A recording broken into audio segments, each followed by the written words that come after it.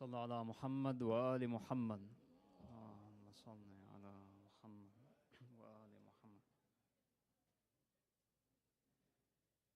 أعوذ بالله من الشيطان الرجيم.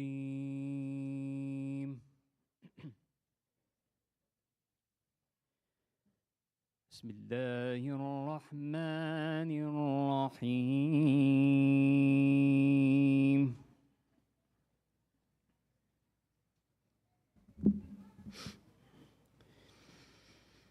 لقد كان لكم في رسول الله أسوة حسنة لمن كان يرجو الله واليوم الآخر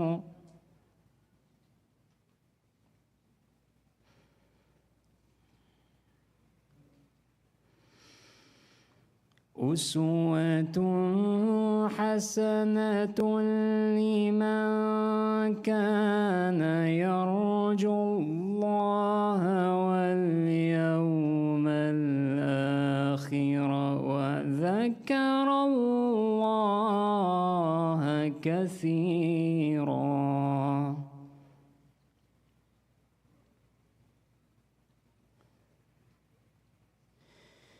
ولما رأى المؤمنون الأحزاب قالوا هذا ما وعدنا الله ورسوله قالوا هذا ما وعدنا الله ورسوله وصدق الله ورسوله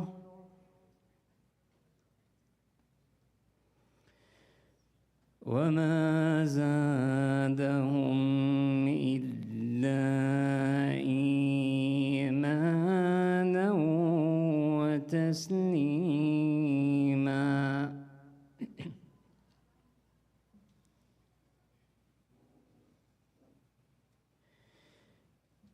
من المؤمنين رجال صدقوا ما عاهدوا الله عليه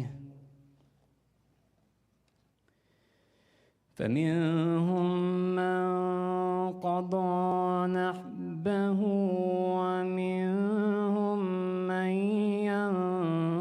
ينتظر وما بدلوا تبديلا. من المؤمنين رجال صدقوا ما عاهدوا الله عليه فمنهم من قضى نحبه ومنهم من ينتظر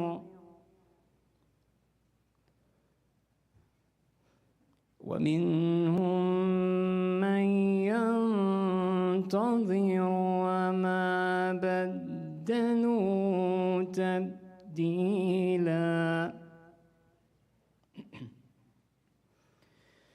ليجزي الله الصادقين بصدقهم ويعذب المنافقين إن شاء أو يتوب عليهم إن الله كان غفورا رحيما. بسم الله الرحمن الرحيم. يا أيتها النفس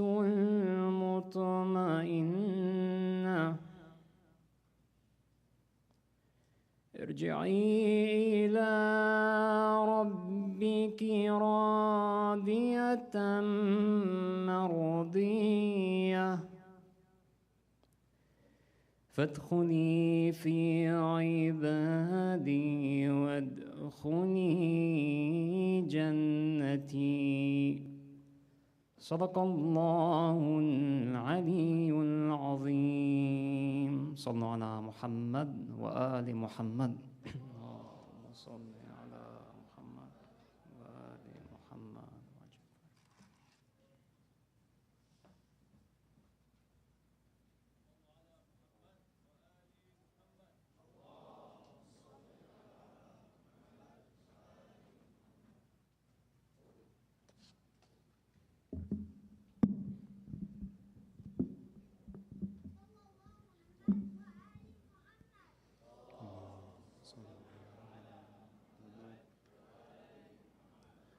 ثانية لتعجيل فرج مولانا صاحب العصر والزمان بأعلى الأصوات.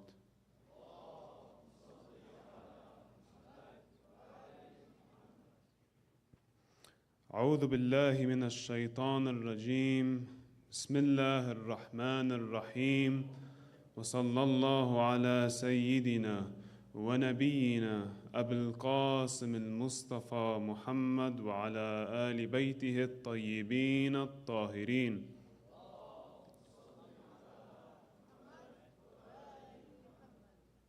Peace be upon Hussein alayhi salam, upon Ali, son of Hussein, upon the children of Hussein, and upon the companions of Hussein.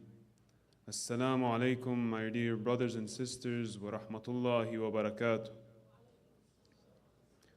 We would like to send our sincerest condolences to the Imam of our time, Sahib al-Asri wa Zaman, Imam al-Mahdi, ajalallahu ta'ala farajhu al-Sharif, on the martyrdom of his grandfather, Abu Abdullah al-Hussein.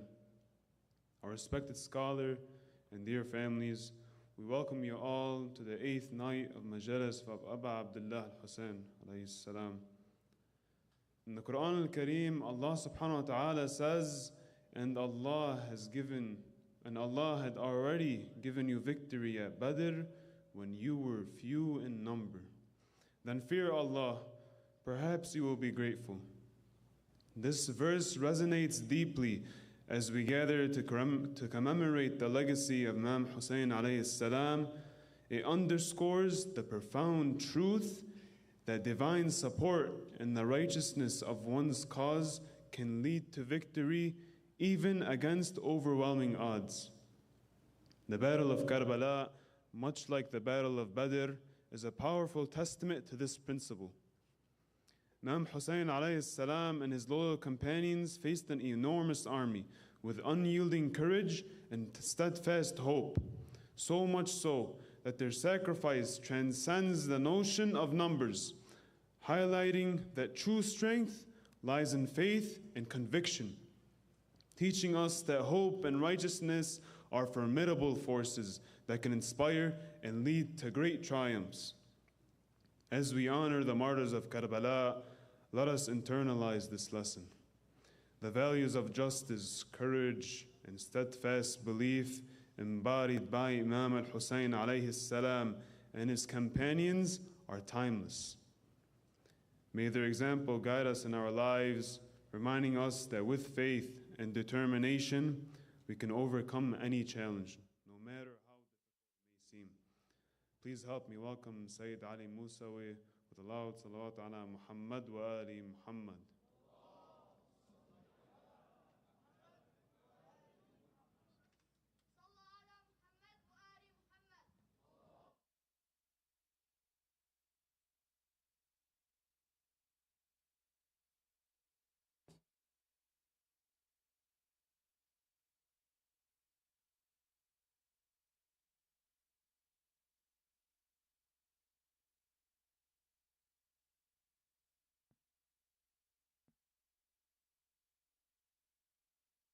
أعوذ بالله من شر الشيطان الرجيم.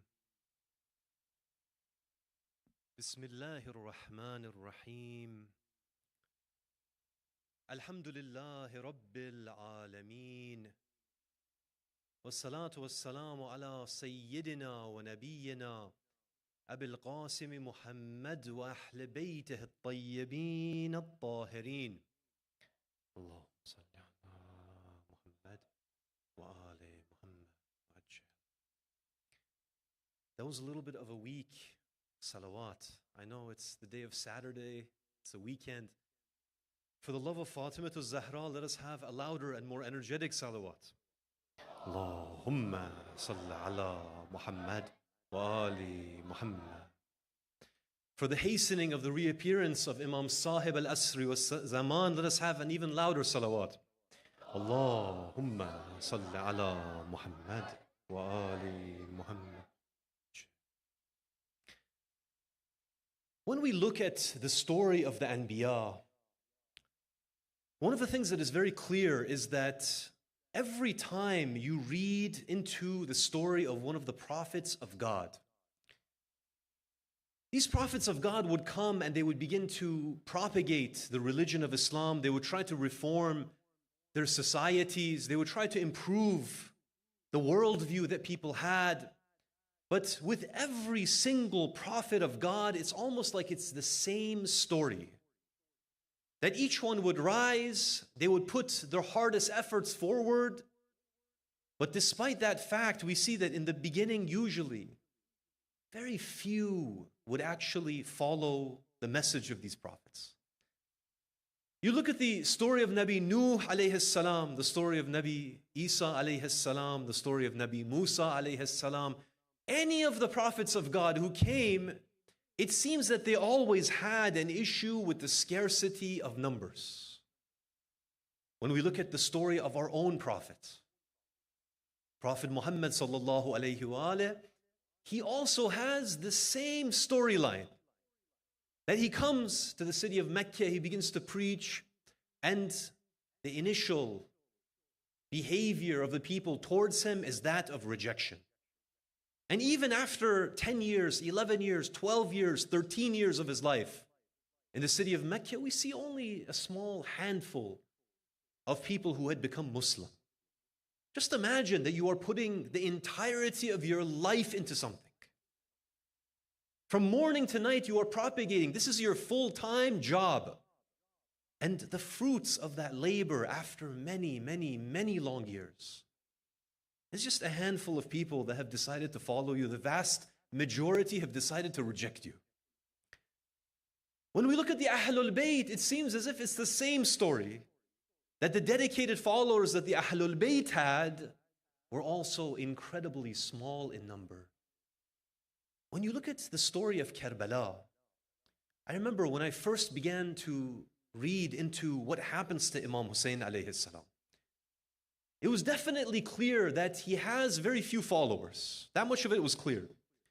But one of the things that I noticed when I really began to analyze the story of Karbala is that despite the Imam, as he's moving from the city of Mecca towards the city of Kufa, despite the fact that he's moving and he's trying to gather people for a revolution, it seems as if the Imam is encouraging people to leave his caravan. And I remember reading this storyline that he begins his journey from the city of Mecca with 1,000 people, and throughout that entire journey, as the situation becomes more difficult, the Imam, he's encouraging people to leave. And it reaches the point that even the night before Ashura, that he has only a small band of followers, something like 70, 80 people are with him. Even there, he gathers the ashab. He begins to speak to them. He says to them, look at the darkness of this night. He says that if I have any obligation over you, I release you from it. You are free to go. And he's encouraging them to leave before the day of Ashura falls. He even tells them that take the hands of my Ahlul Bayt, use the darkness of this night to leave this place. The question that comes is that why is Imam Hussein alayhi salam in this situation? Why does he keep pushing people away? Why is it that from the beginning of that journey, from that 1,000, by the end of the journey, there's only around 70 people? when we look at the religion of Islam and you look at the Quran, Allah contains a number of lessons inside of this book. Because He knows that we as believers, we are going to face situations in our life which is going to be difficult to deal with. And Allah wants that we take these lessons and we are able to take heart from them. Tonight, inshallah, I wanted to go over one of the really beautiful stories in the Holy Quran. And it is the story of a king by the name of Talut. Talut, he was one of the kings of the Bani Israel. When we look at the story of where this begins, the story begins that several hundred years after the era of Nabi Musa alayhi salam, Bani Israel, it's been going through a number of ups and downs during this time period. After the death of Nabi Musa, there is a successor to this prophet. He comes, he leads Bani Israel, and this time period is a time period where Bani Israel is very obedient to the commands of Allah. They listen to the halal and the haram, and they obey what their anbiya tell them, their prophets tell them to do. And as a result, what ends up happening is that Allah grants them favor in the land. And they begin to have power and wealth, and they are able to dominate over the other groups that were living in that region, and they become extremely powerful. As it so happens, as a little bit of time goes on, that power, it gets to their heads. And they begin to disobey Allah, and they begin to go against the teachings and the commandments of Allah, and as such, Allah begins to take away the power and the wealth that He had blessed them with. During this time period, another group by the name of the Philistines, they end up dominating over Bani Israel. Not only do they dominate over them, but they begin to kill them, they begin to take them as captives. They push them out into the lands as refugees. Bani Israel is scattered across the lands. And so Bani Israel, they turn to the prophet that they had at the time, and they say, "O prophet of God, we need you to appoint for us a king, so that we can gather under him, we can unify under him, we can go and we can fight against these enemies of God." Now, a question that might come up at this point is that why, if they already have a prophet, why is it that they are asking for that prophet to appoint for them a king? The answer is that that prophet of God at that point in time, he was very elderly. And because he was elderly, he was not able to lead a battalion against their enemies. He was too weak and frail to do this. And so the Quran begins this story with a series of verses. Inshallah, tonight, if you have a phone with you, if you'd like to follow along, I'm going to mention the verse. And so you can actually look at the verse, and inshallah, you can follow along. You can see what the verse is saying in detail. The story, it begins with Surah Baqarah, verse 246. Now, inshallah, it's a long passage. I'm going to put aside the Arabic, and I'll primarily go into the English so that we can quickly get through these sessions. The verse begins, Alam tara ila al-mala', that have you considered the elite of the children of Israel when they said to their prophet, appoint for us a king so that we may fight in the way of God. Now, when they ask this of their prophet is very clever. He knows Bani Israel. He turns to Bani Israel and he says to them that, would you perhaps refuse to fight if a king and a leader is appointed for you? He knows them very well that in past times, many times, Allah has appointed anbiya and leaders for Bani Israel, and they have refused to follow them. Now here, again, that theme that we've been going over from the very beginning, don't look at it as Bani Israel. Because there's a lot of parallels that we have as Muslims with this story. That Allah subhanahu wa ta'ala, how many leaders did He appoint for us as a Muslim nation? And how many times did we refuse to follow them? The Prophet asked them that if I ask Allah and He appoints, is it possible that you would refuse to fight? They say that how could we refuse to fight when our women have been taken as captives and our children have been killed and we have been scattered as refugees? How is it possible that we could refuse to fight? And so the Prophet does a dua to Allah subhanahu wa ta'ala, and what ends up happening is that Allah appoints a man as their leader. And this man is none other than Talut. The following verse, their prophet said to them, indeed Allah has sent to you Talut as your king. Now immediately, if you don't really want to fight, you don't want to go into battle, you immediately, whenever a situation comes up, what do? We begin to find excuses. We don't want to say that we're afraid to go into battle. We say, no. We have an issue, for example, with the leadership. Bani Israel, they say, how can he have kingship over us when we are more worthy of kingship over him and he has not been given any measure of wealth? Here, the people of Bani Israel, they have two complaints. Complaint number one, they are saying that we are worthier of having this position than he is. The question comes, why is it that they are mentioning this? The reason that they are mentioning this is that when we look at the lineage of Yaqub, the brothers of Nabi Yusuf, what we find is that there was different lines where the Anbiya had been selected from amongst those brothers. And usually, those individuals, they had been from a particular lineage from one of the brothers, the brother Levi. Talut, he was from the lineage of another brother by the name of Binyamin. And so they were saying that in the past, Allah has always chosen from this one lineage. We are from that lineage ourselves. We don't accept this other lineage. The second reason, they're saying that, look, wealth is something which makes a human being great. In their eyes, Bani Israel, they thought that the worth of a human being, it was how wealthy they were. And so they're complaining that this individual, Talut, he neither has the lineage that we want, nor does he have the wealth that we have. Now, why does the Quran mention this point? Whenever you see that the Quran goes into specifics, into a story which is very general, you have to ask yourself this question, why? Why is Allah mentioning? There must be a reason. The reason is that when we look at the story of Rasulullah sallallahu alayhi wa alayhi, what we find is that the Quraysh, one of their complaints against Rasulullah, they would say that Rasulullah is a person without wealth. If only the prophethood had come to one of the wealthy amongst us. Because they were making the same mistake, that they thought wealth is the measure of human nobility. By the way, we maybe perhaps are making the same mistake sometimes, that we value people based upon the social position they have, based upon the bank accounts that they have in this world. The second point, the lineage, is that the Jews of Medina that lived in that region, they rejected Rasulullah for what reason? Because he was from the lineage of Ismail and not from the lineage of Ishaq. And so this part of this verse is the answer to these individuals that in the past, people have made these mistakes. Do not make that same mistake again.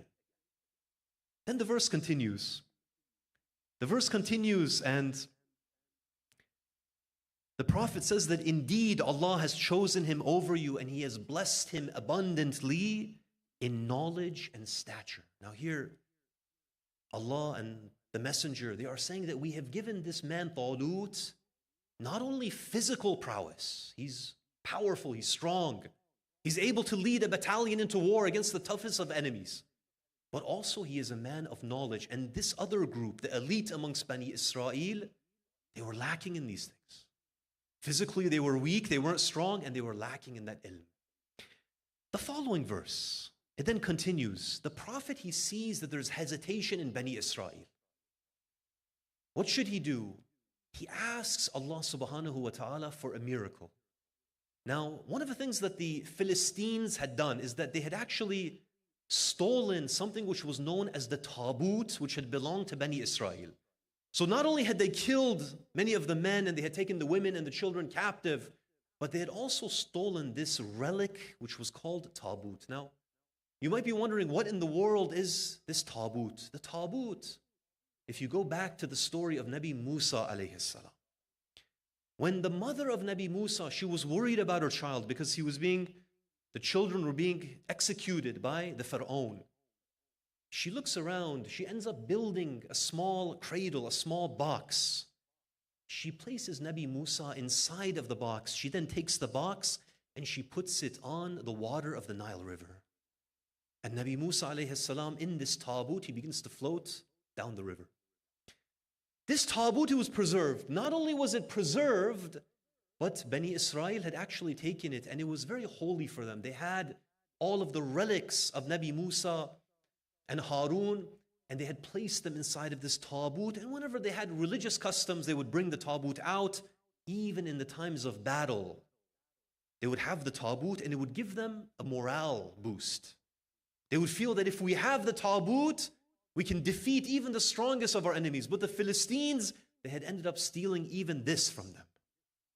The following verse of the Holy Quran, it mentions that Allah subhanahu wa ta'ala, through a miracle, He brings the Talut back to Bani Israel from the Philistines, and it is being carried by malaika, it is being carried by angels. And so for Bani Israel, it's very clear that this is one of the greatest signs of God, that this Talut that had been stolen, it now has returned back to us in this very miraculous way. Now here, Talut, he begins to prepare his men, he organizes the men, he gets them ready to go towards this battlefield against their enemy Goliath. As they are marching towards this great enemy of theirs, they get very close to a river. And I want you to imagine that during that time period, you were traveling in the heat of the desert, it was hot. You would become thirsty, you would become fatigued, you were wearing metal armor which would weigh upon you. It was very difficult that when you came across a water source, it was a time of rejoicing and happiness.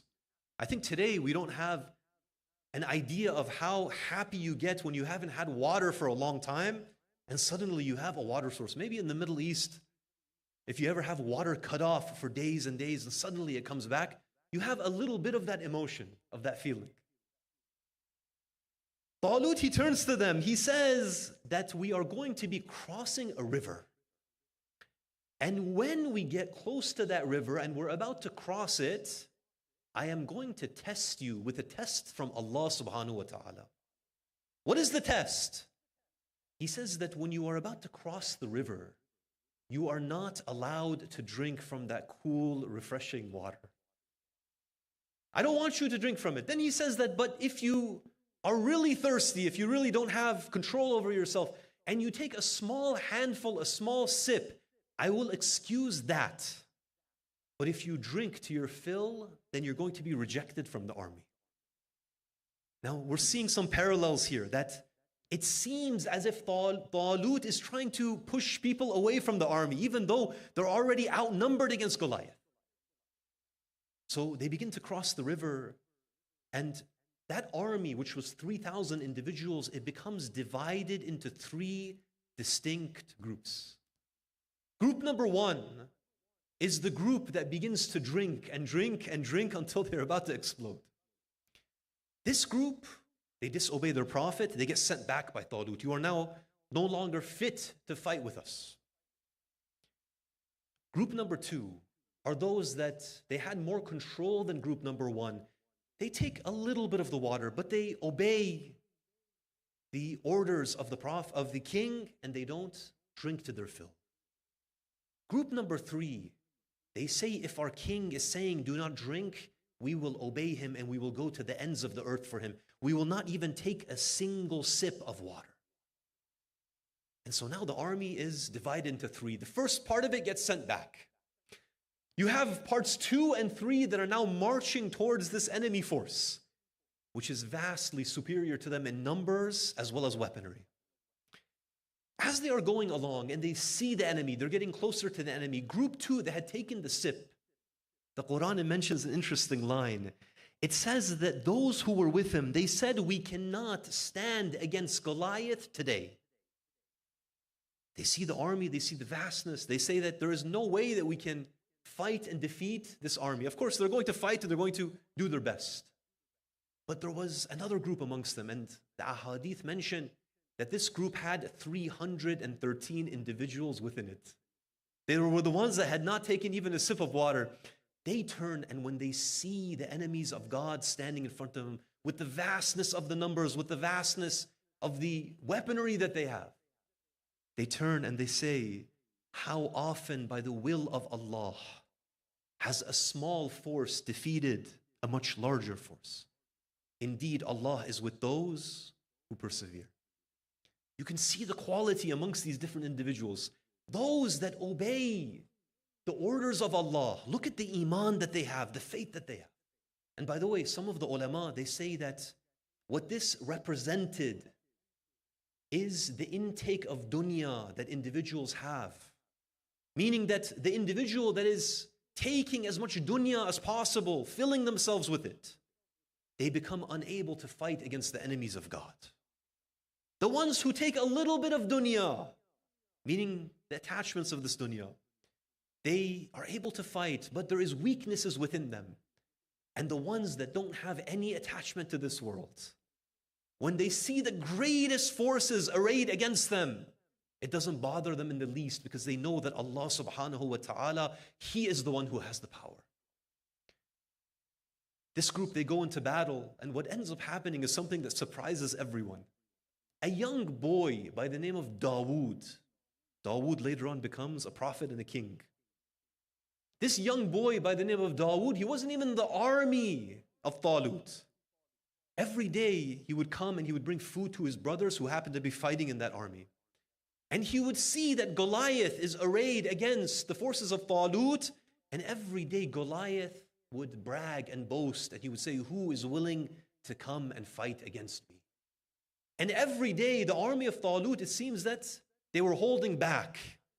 No one individual was willing to go and to fight against this huge individual. And Dawood, a boy of 13, 14 years of age, he goes, he says that I am willing. He asks permission from Talut. Talut gives him permission.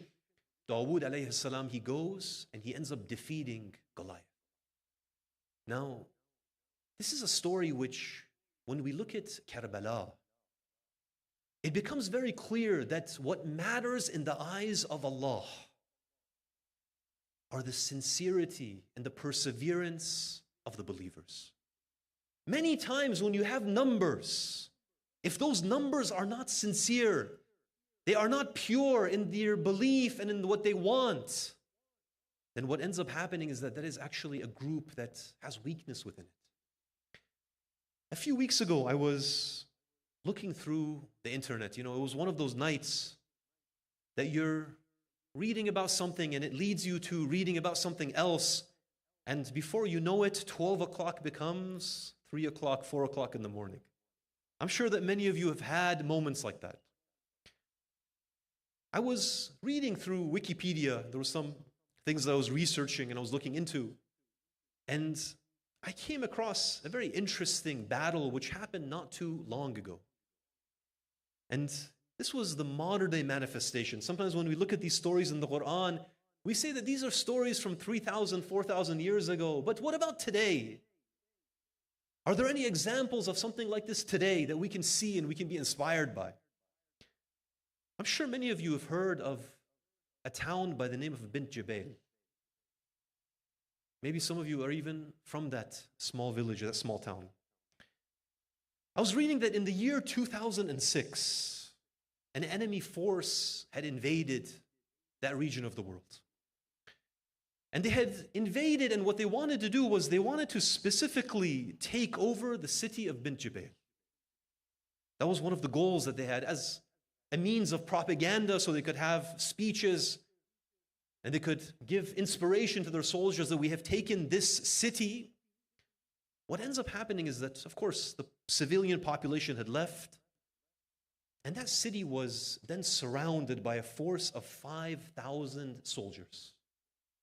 Now, these were not the regular soldiers from this enemy force.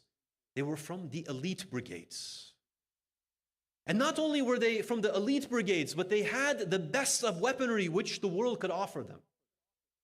When someone is in the battlefield, you have an enemy that has eyes in the sky. They can see where you are going, what you are doing. They have the highest tech of everything, communications that are encrypted. Everything is the best of the best. This 5,000, it might have been the equivalent of 50,000 for all that were concerned. Do you know how many people were in that city of Bint Jubail defending it? There was 100 men inside of that city. 100 men. They not only held off 5,000 men that had the best of equipment.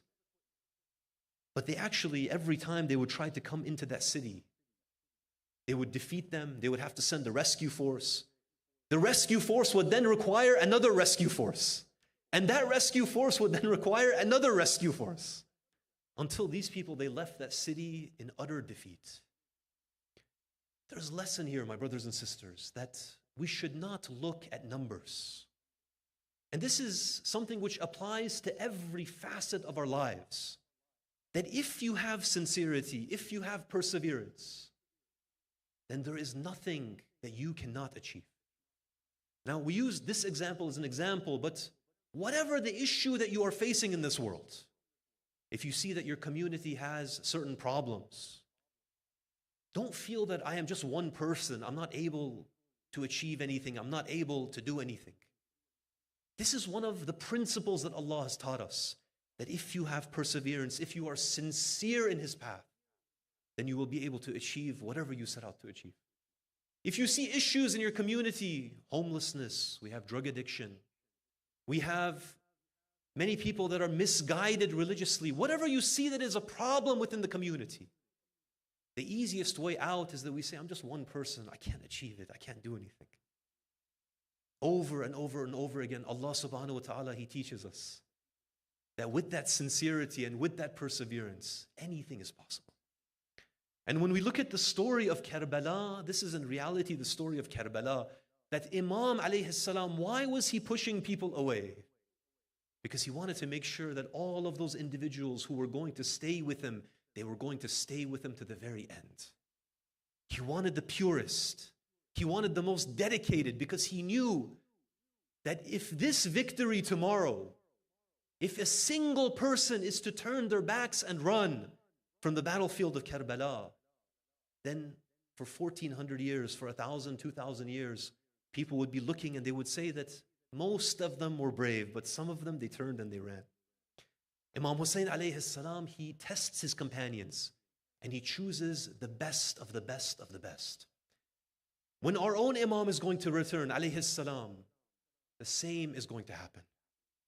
He's going to be looking at people like yourselves, and he's going to be trying to see who is the purest, who is the most sincere, who is going to come with me to the ends of the earth. And it is going to be those individuals who are going to be from the elite of the soldiers of Imam Sahib al-Asri wa Zaman. We do dua, we ask that Allah subhanahu wa ta'ala not only hastens the reappearance of the Imam, but He also allows us to be from His most elite followers and soldiers, inshallah. Sallu ala Muhammad wa ali Muhammad.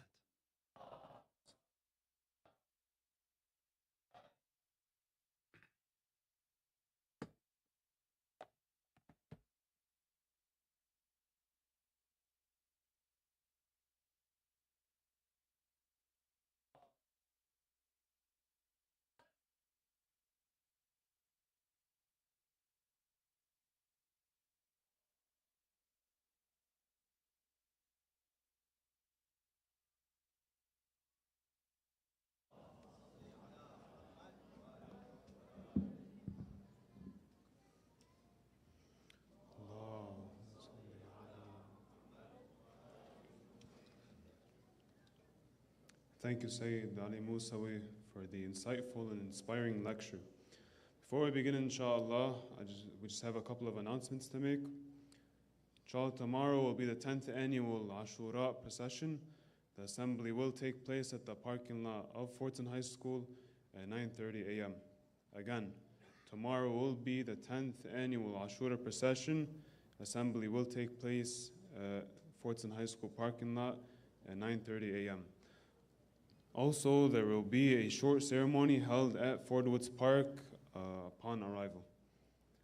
And finally, if you would like to help and contribute financially towards Ashura activities and future Islamic work, there are donation boxes on the entrances and exits, or please see one of the organizing members. Salawat.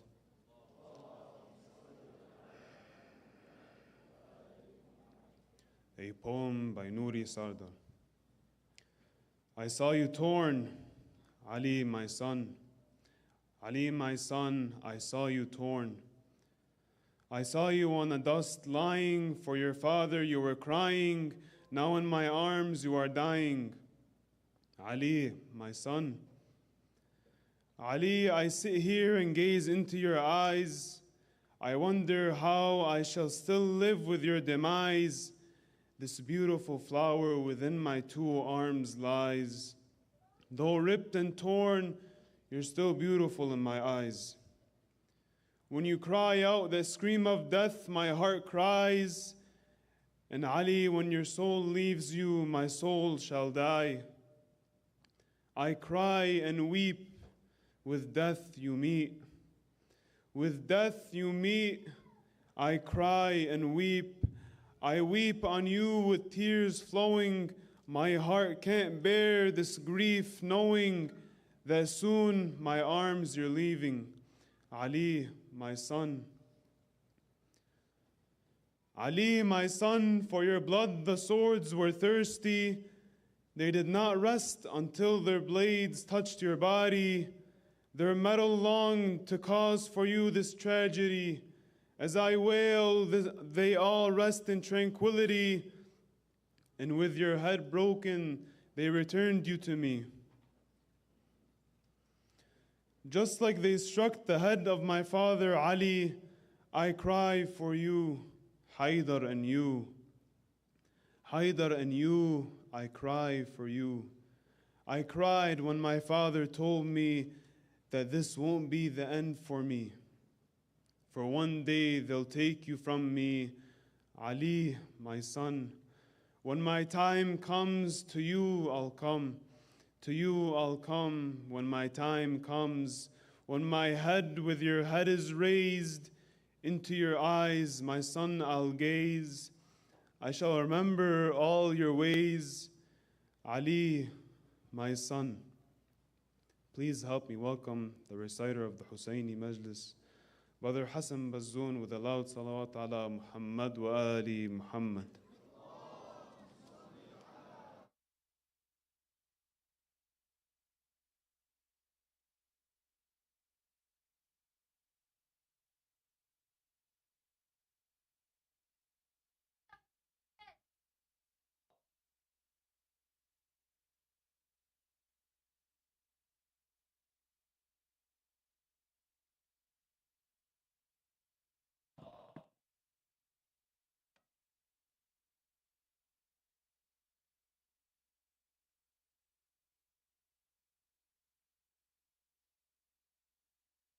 إن شاء الله لقضاء الحوائج وشفاء المرضى ونصرة المظلومين.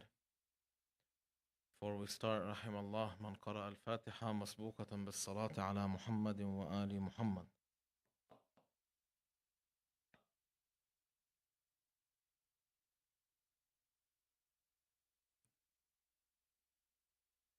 Brothers and sisters,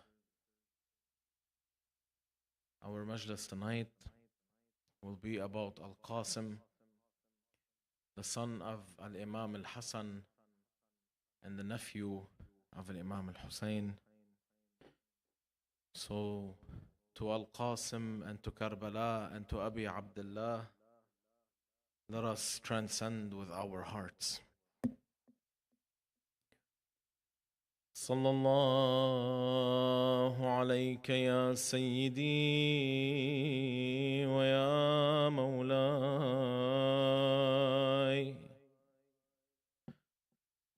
يا رسول الله وعلى آلك المظلومين. But if the brothers can increase the echo a little bit.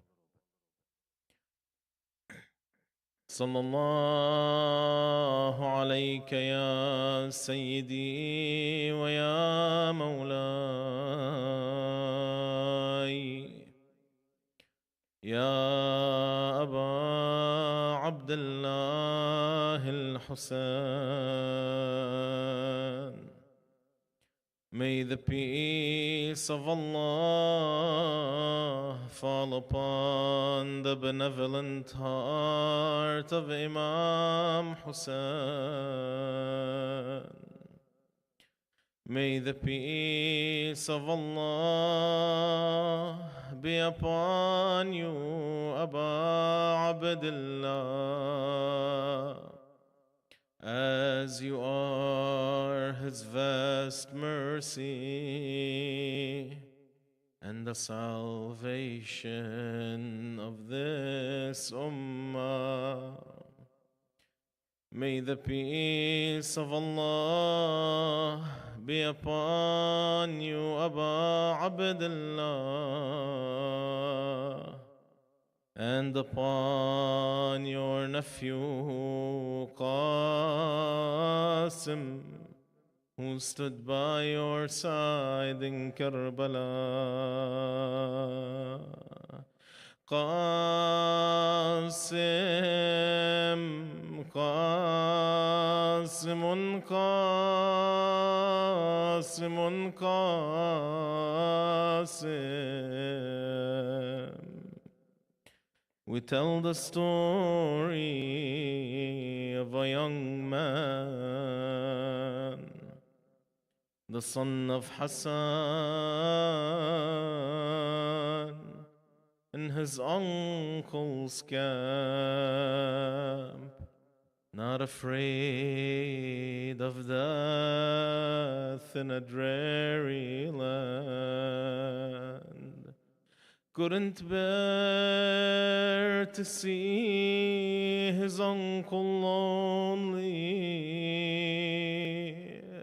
Determined he was to defend Hussein bravely. He said to him, "Dear Uncle today, I'm not a boy, I'm a warrior ready to slay. I fear no death, I fear no man. I only fear that in this place, alone you're killed in gruesome ways. Look at the sword that I hold with might. To my father belonged, saved for this fight. I won't retreat from your side today. I'm not a boy, I'm a warrior ready to slay."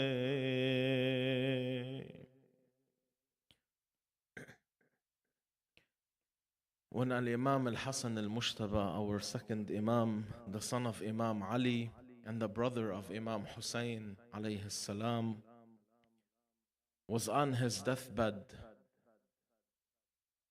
he said to Imam Hussein, "لا يومك يومك يا أبا عبد الله يزدلف إليك 30,000 يدعون من أنهم من أمة جدك رسول الله ويقتلون بنيك وذريتك." He told Imam Hussein, there is no day like your day, Aba Abdullah, because Imam Hussein was sitting next to Imam Al-Hasan and he was crying for him and crying for the Imam passing away. So Imam Al-Hasan tells him, there is no day like your day, Aba Abdullah. 30,000 men will march upon you, and they will claim that they are amongst the nation of your prophet, yani of Rasulullah, and they will kill your children, and they will take the women of this holy household captive, and they will walk with your head atop a spear as a gift to the tyrant. So be patient, Ya Aba Abdullah, for indeed you are the martyr of this ummah. Al-Imam al-Hasan alayhi salam knew of the tragedy that would befall Imam Hussein. And Al-Imam al-Hasan, when he passed away, he had children that Imam Hussein alayhi salam was to take care of at that point. And there was a special place for Al-Qasim. However, Al-Imam al-Hasan, he shared the tragedy with his brother Hussein. He had one daughter who was in Karbala. Her name was Fatima bint al-Hasan. And like the daughters of Imam Hussein, she was taken as a captive. She was dragged across the desert and she was beaten with her cousins Ruqayya and Sukayna. And there were 4 sons of Imam al-Hasan that were in Karbala with Imam Hussein.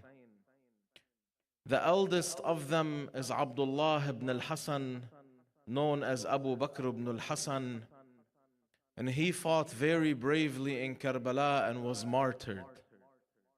And there was Abdullah al-Asghar, who was about 11 years old. And this boy, like his cousin Abdullah al-Radi', was killed on the chest of Imam Hussein in his final hours in Karbala, trying to protect his uncle. And there was Al-Hasan ibn al-Hasan, known as Al-Hasan al-Muthanna, who fought very bravely in Karbala and was heavily wounded. And the narrations say that he even lost one of his hands in the fight, but he ended up surviving, and he later moved to Medina, and perhaps the wisdom was that the progeny of Imam al-Hasan would not be terminated. And then there is the most famous Al-Qasim, who was between 13 and 15, maybe 16 years old in Karbala. And Al-Qasim is an inspiration. Every time we look at the handsome faces of the boys in this majlis, we remember Al-Qasim. Although he was young, Al-Qasim was able to decipher truth from falsehood. And he was brave, like a seasoned warrior. And he refused not to fight with his uncle Hussein alayhi salam. On the night before the 10th of Muharram, we spoke about this when the Imam gathered his ashab and he told them to leave, and they refused to leave. Then he showed them their place in paradise. Al-Qasim was hearing and seeing the conversation. And so after the Imam was done speaking with his companions, he approached his uncle. He said, Ya Ammah, am I going to be amongst those who will be killed with you tomorrow? So Imam al-Hussein alayhi salam looks at Qasim with mercy, and he says, Son Qasim, how do you perceive death? And how does Qasim respond? He says, Ma'aka ya am ahla min al-asal. Uncle Hussein, death for your sake is sweeter than honey to me.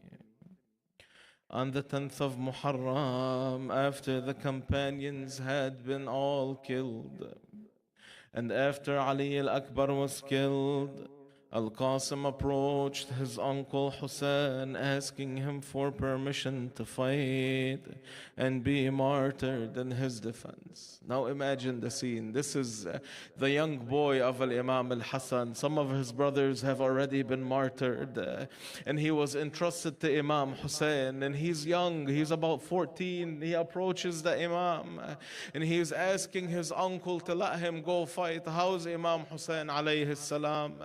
He says to him, Yabna akhi anta al-wadi'a, dear nephew, you've been entrusted to me by my brother Hassan.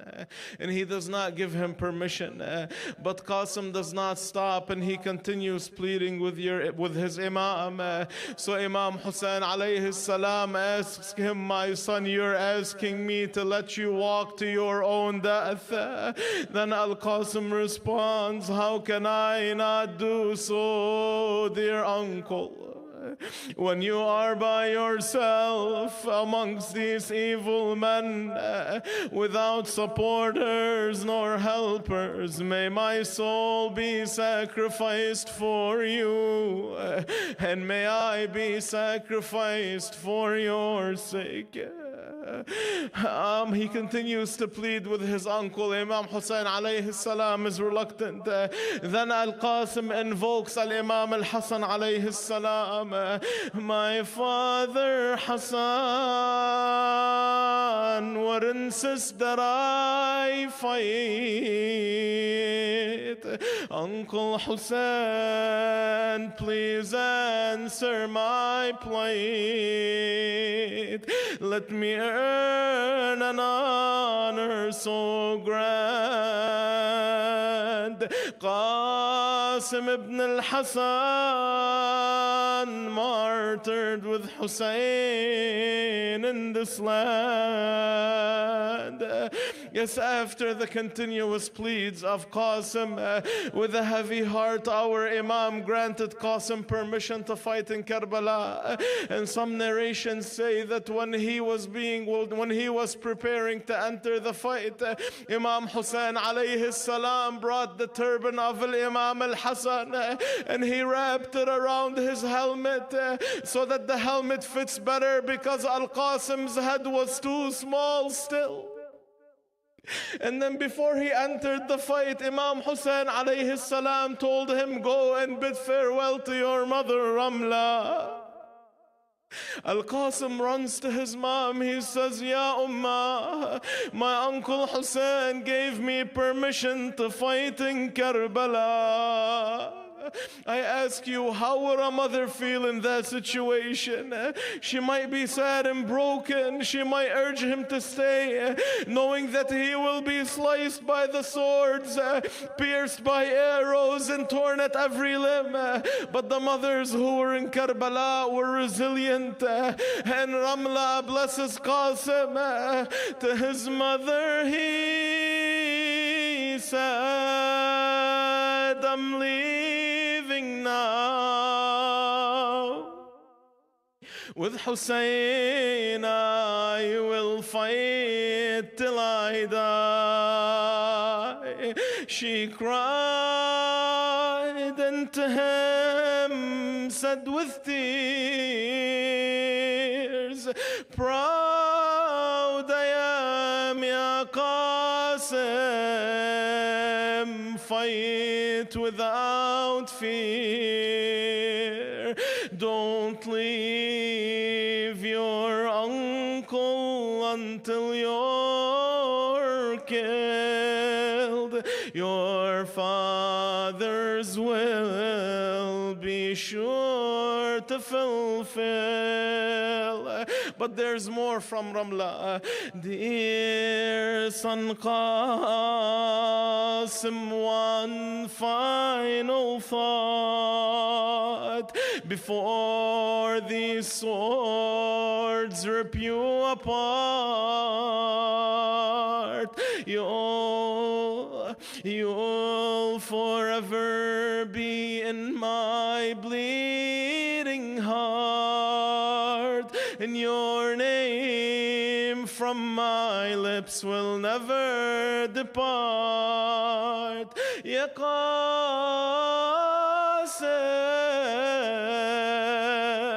when on the sand you fall, then in paradise make sure to recall your mother Ramla, where in Fatima's hall. Tell her with Hussein my mother, and sister, I fall. Yes, Qasim and his mother embraced each other one final time. Then Qasim entered the battlefield full of confidence, flowing with bravery, as he chanted, "In tunkiruni fa ana najlu al-Hasan." If you do not know me, I am the son of Hassan, grandson of the chosen and trustworthy prophet. And this is Hussein, like a ransomed captive amongst cursed people. May they never see the sky's mercy after. And Al-Qasim began to fight. He fought fiercely. He was young in age but grand in his faith, and he drew his strength from his iman and his devotion to protecting Imam Hussein alayhi salam. He fought bravely and killed worthy opponents.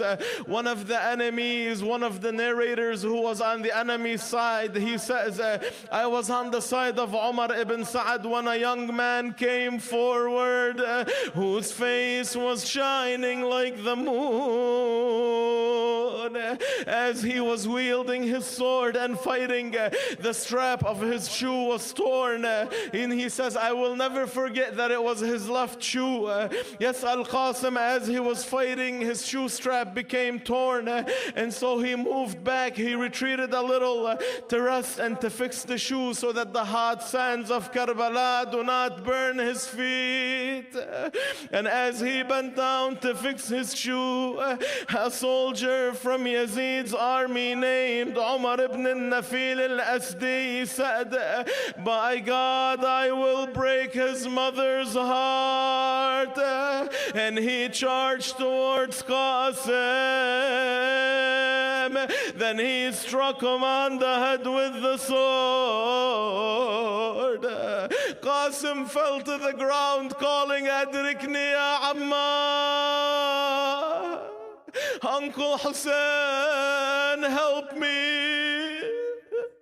When Imam Hussein alayhi salam heard his nephew, he rushed to his aid, breaking through the enemy's lines until he reached Al-Qasim. And when the dust settled, the Imam was standing over Qasim's body. And the narrations tell us that when he found Qasim, he found him shuffling his feet in the hot sand from the pain. Imam Hussein alayhi salam embraced Qasim, saying, Azza wallahi ala ammika an tad'uahu fala yujibuk, أو يجيبك فلا يعينك, أو يعينك فلا يغني عنك. He says, Qasim, it's hard upon your uncle that you call upon him and he cannot answer you, or that he answers you but cannot help you, or that he helps you but his help does not suffice you. May God do away with the people who have killed you. Their opponent on the day of judgment will be your grandfather and your father. Ya Qasim Habib, to your side I came, heartbroken as you called my name. Ya Qasim Habibi, it's hard upon me to see you bleed in the sand before me. Young you were and I watched you grow, but today my heart bleeds in woe. As Imam alayhi salam hugged his nephew Qasim, he passed away in the arms of Imam Hussein. رحم الله من نادى وقاسما وشهيدا. The narrations say Imam Hussein alayhi salam carried the body of Qasim back to the camp, and that when he carried him, he placed the chest of Al-Qasim on his chest. Yani even as he was carrying his nephew back, he was still hugging him. But when he gets to the camp, where does he put Al-Qasim? Next to which shaheed? He placed him next to the body of his son Ali al-Akbar. جاب الخيمة عياله وحط بصف علي الأكبر، قعد ما بينهم يبكي وعليهم قام يتحسر. Between Ali and Qasim, his heart was split in half. One tear for Akbar, another on Qasim's behalf. Between Ali and Qasim, Hussein's soul stayed. The pain upon his heart ever so great. And Zainab saw her nephews torn piece by piece. She wept for them, and tears never ceased. Then Ramla, the mother of Qasim, came to see her slain son, to embrace him one final time. Over the body of Qasim, she cried in agony, calling his name, Ya Qasim. يما يما فتحي عيونك لأمك. يما يما أنا أريد لصدري أضمك. كأنه ليلى، كأنه رملة was saying to Qasim, I'm a mother in Karbala mournful. My son slain before me, a day so woeful. But this pain here I willingly bear. For Hussein every soul will spare. Qasim, Ya Qasim, Qasim, Ya Qasim.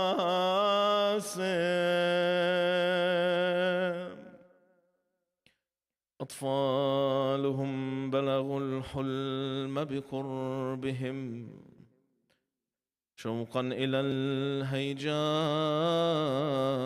إلى الحسناء. يا الله، اللهم إنا نسألك وندعوك. يا Allah, we ask and call upon you by your greatest name, the mightiest, the most honorable, to send your blessings and praise upon Muhammad and the family of Muhammad, and that you accept of us our worship. We ask that you send your mercy upon the dead of the believing men and women. We ask you by Hussein the martyr and his mother and father, whoever was in this gathering of ours. We ask you by Hussein the martyr and his mother and father and brother, whoever was in this gathering of ours and has a need, that you fulfill it for them. And particularly those who have requested that we do dua on their behalf. We ask you, whoever in this gathering of ours and is sick or has a sick loved family member, that you heal them and cure their ailments. And we pray that you relieve the suffering of all those oppressed, especially the people of Palestine. We ask you to deckle the innocent martyrs of Gaza with your mercy and heal the wounds of its survivors. We pray that you bring your aid and victory upon those fighting against Israeli evil, and that you bring about the defeat of the cancerous Zionist entity, and that you hasten the return of our beloved 12th Imam, Al-Mahdi, Ajjalallahu Ta'ala Farajah, and that you write our names amongst his supporters and aiders. We ask you that you protect our scholars and maraja and protect the Muslim Ummah from evildoers. May the peace of Allah be upon the noble Hussein, the children of Hussein, and the family of Hussein. May the peace of Allah be upon the noble Abbas and the honorable Zainab. Allahumma salli ala Muhammad wa ali Muhammad. السلام على الحسين وعلى علي بن الحسين وعلى أولاد الحسين وعلى أصحاب الحسين. السلام على أبي الفضل العباس أخي الحسين. السلام على الحوراء زينب أخت الحسين.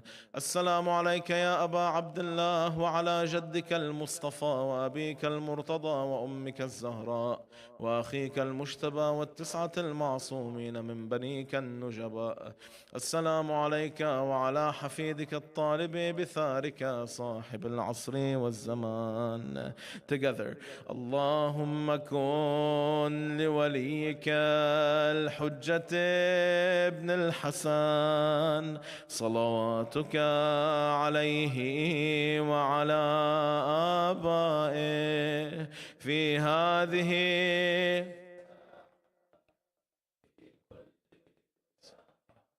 وليا وحافظا وقائدا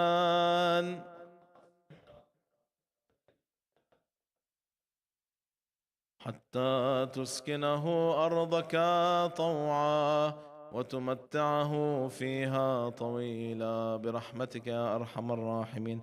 وإلى أرواح الشهداء والعلماء ومن مات على ولاية مولانا أمير المؤمنين، وإلى أرواح الحضور، وإلى أرواح أموات الحضور لا سيما القائمين على هذا المجلس. رحم الله من قرأ الفاتحة مسبوقة بالصلاة على محمد وآل محمد.